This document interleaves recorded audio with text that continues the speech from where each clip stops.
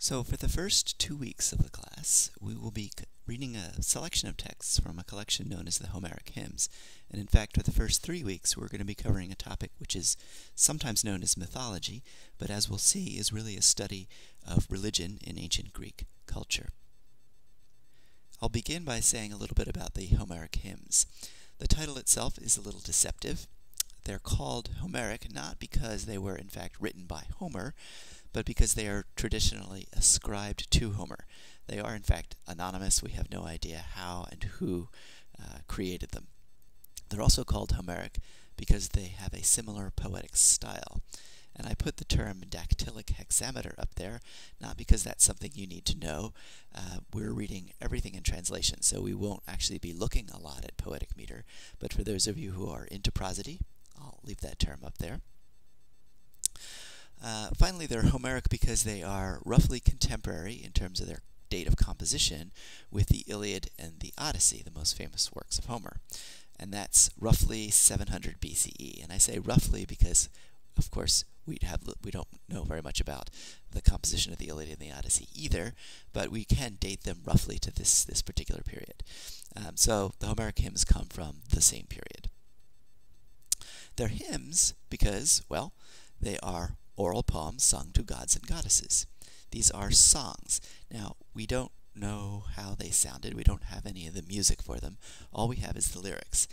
Also, these lyrics were not delivered from written texts. They were oral poems that at some point began to be written down.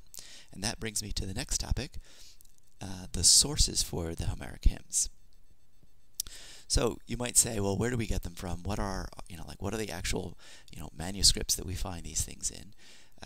And in fact, the only sources we have are Byzantine manuscripts. Now, the Homeric hymns created around 700 BCE, sources Byzantine manuscripts. If you look at the timeline, the Byzantine Empire basically inherits the Mediterranean from the Roman Empire, and it is, well, much, much, much later than ancient Greece, as you can see in the timeline here. So that means that these hymns are being created 700 BCE. The only versions we have are manuscripts from this much later period. And that means that there's a lot of kind of debate and obscurity about the nature of the poems themselves. A little bit about the hymn to Apollo, which is the first one we'll be looking at. The first thing you'll notice as you read through it, of course, is that it is in two parts, that it's not unified. You'll be reading along, you'll get the birth of Apollo, and then all of a sudden the story will switch and you'll be in a completely different story. And scholars have debated as to whether or not these two parts belong together at all, whether they were ever, say, performed as one piece because they're so disparate. They're both hymns to Apollo. Maybe they got stuck together for that reason. But some scholars have suggested that the two parts do belong together and that there are connections between them that imply that they were performed together. But in any case, as you're reading, the fact that it's in two different stories can sometimes be a little confusing. The two parts are associated with the two major centers of worship for Apollo in the Greek world, and that is Delos on the one hand and Delphi on the other. And we'll take a look at a map here. We'll be doing a lot of this during the course of the semester because the geography of the Aegean is so important to understanding the texts of the period. But there's Delos, there's Delphi. Delos is an island off by itself, Delphi on the mainland, fairly close to Athens, not a major city in its own right. Neither Delphi nor Delos are major centers of population, but they are centers of worship. The two parts of the story, the two centers of worship, are associated also with two kind of mythological techniques.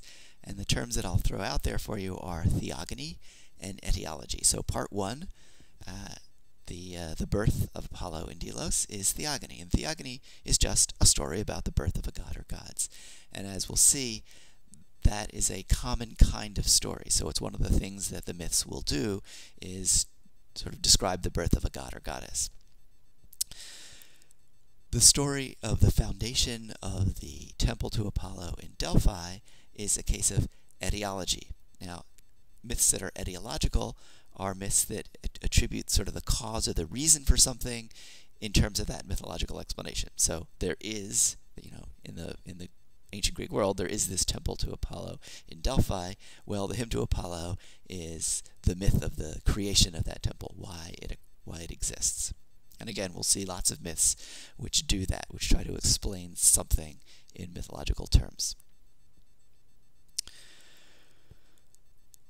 So this term myth, we'll be using this term a lot, and there are some modern connotations that we might want to get away from.